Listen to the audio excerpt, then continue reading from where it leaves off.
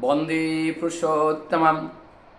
आज 2 सितंबर 2024।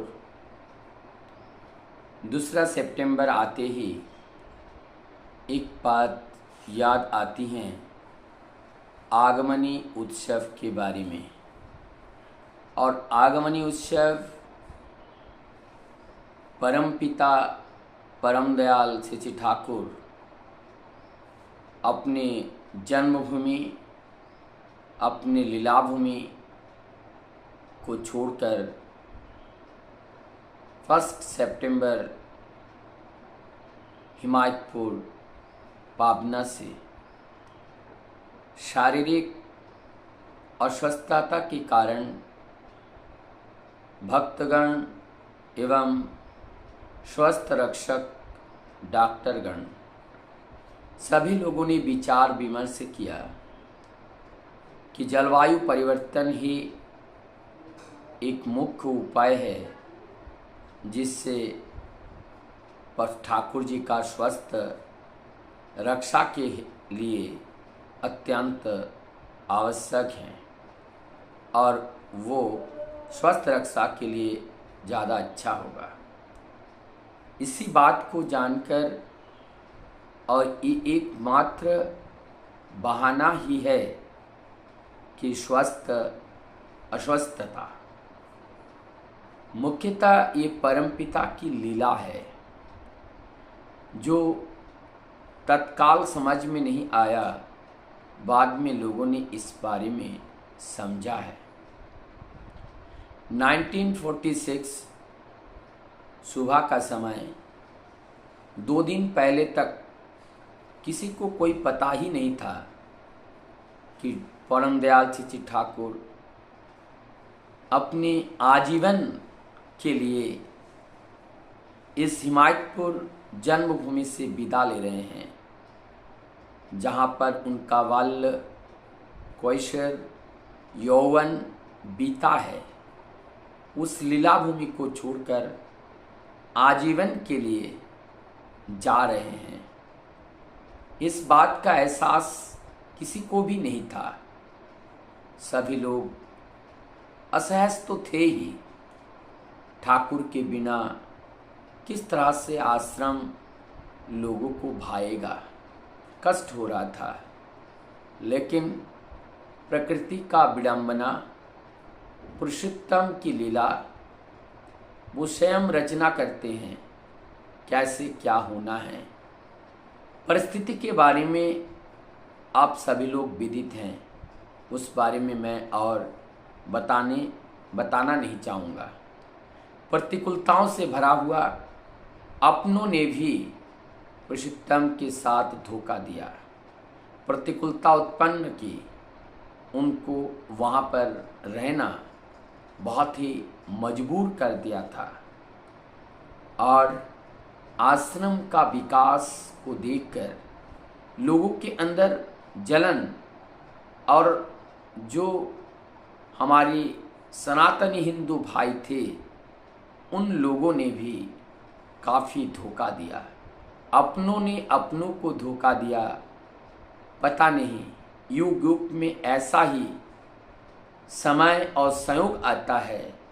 स्वयं पुरुषोत्तम को प्रकृति के विरुद्ध में, परिवेश के विरोध में संघर्ष करना पड़ता है और वो संघर्ष करके जयी होकर उस पराजयी प्रतिकूलता उत्पन्न करने वाले जो दैविकता से क्षीण, जो आसुरिक प्रवृत्तियों के लोगों के दिल में पुनः एक बार मानवीय ज्ञान से भर देते हैं, तभी उसे पुरुषोत्तम कहते हैं।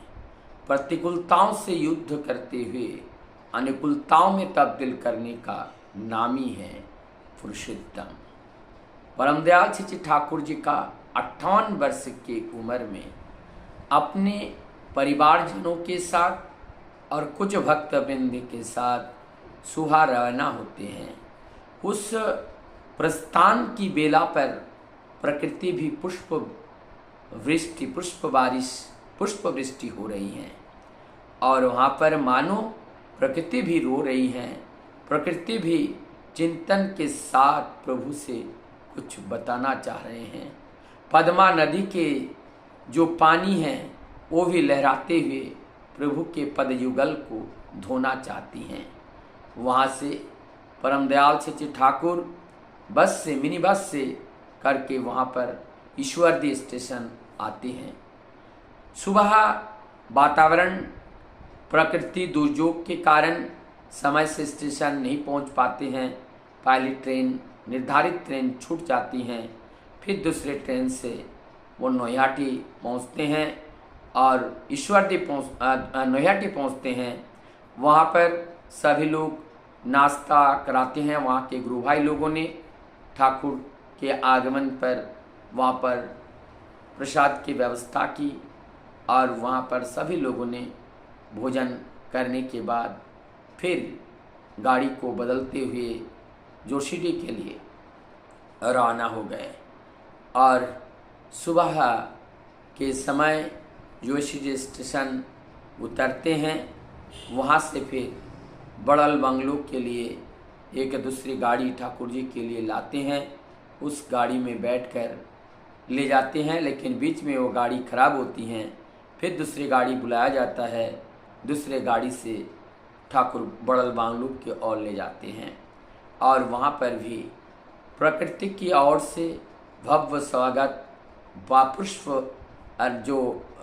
जो वृष्टि हो रही थी, वो जो बारिश हो रही थी, पुष्प वृष्टि से प्रभु का फिर स्वागत होती हैं।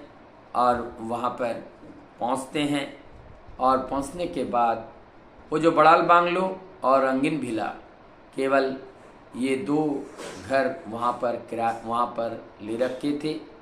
और ठाकुर जी की वहाँ पहुँचते ही 1946 को आए, 2 सितंबर को देवघर पहुँचे। 1947 अगस्त महीने में भी भारत का विभाजन हो गया। लगभग 1 साल बाद 2 टुकड़े में बांटा। वहाँ पर आर्य सनातनी हिंदुओं के ऊपर अत्याचार होने लगे और तब सब भाग करके बर्मा से इधर वर्तमान में जो बांग्लादेश हैं वहाँ से अनेकों लोग आश्रय के लिए ठाकुर जी के पास आने लगे। ऐसे ही अनेक घटनाओं से भरा हुआ जो आगमनी उत्सव आज हम हर्ष उल्लास के साथ मना रहे हैं। वास्तव में हर्ष उल्लास होनी चाहिए। बैद्यनाथ धाम में जहाँ पर जीवंत पुरुषोत्तम का आविर्भाव होता है और उनकी लीला भूमि अगर इस भारत भूमि में ना होता तो मुझे लगता है हम लोगों के लिए बड़ा कष्ट होता उनके लीला भूमि का दर्शन करने के लिए। इसलिए प्रभु ने दया करके 2 जगह उनका जन्म लीला भूमि 2 जगह बनाए।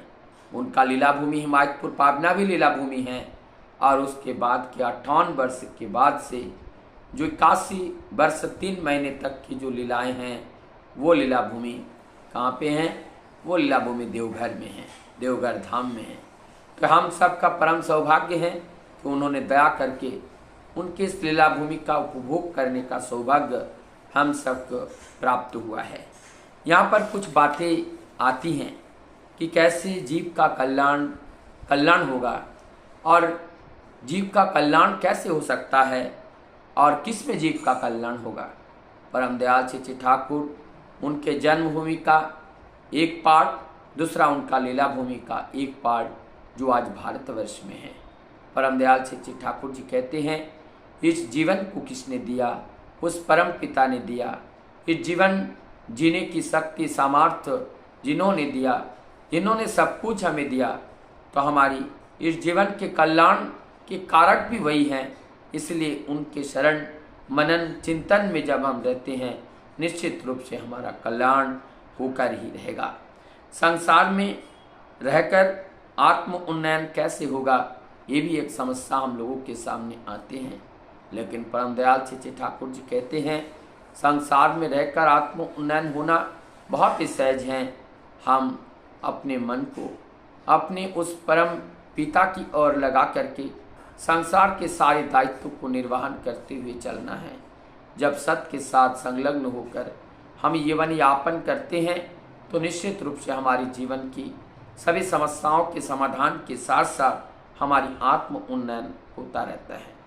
परम दयाल श्री ठाकुर कलयुग में अंत में आकर उन्होंने कहा, जंगल के सन्यासी की हमें ज़रूरत नहीं है, हमें संसार के सन्यासी की ज़रूरत है। क्योंकि सांसारिक जीवन किसने नहीं किया? भगवान राम ने किया है। गौरांग महाप्रभु, बुद्ध, जिसास सभी ने अपने सांसारिक जीवन को परिपालन करते हुए हम लोगों को दिखाया, हम लोगों को सिखाया कि किस तरह से सांसारिक जीवन में रहकर भी प्रभु की चिंतन किया जा सकता है, प्रभु प्राप्ति की जा सकती हैं, प्रभु की विचार धारा को जाना जा सकता है।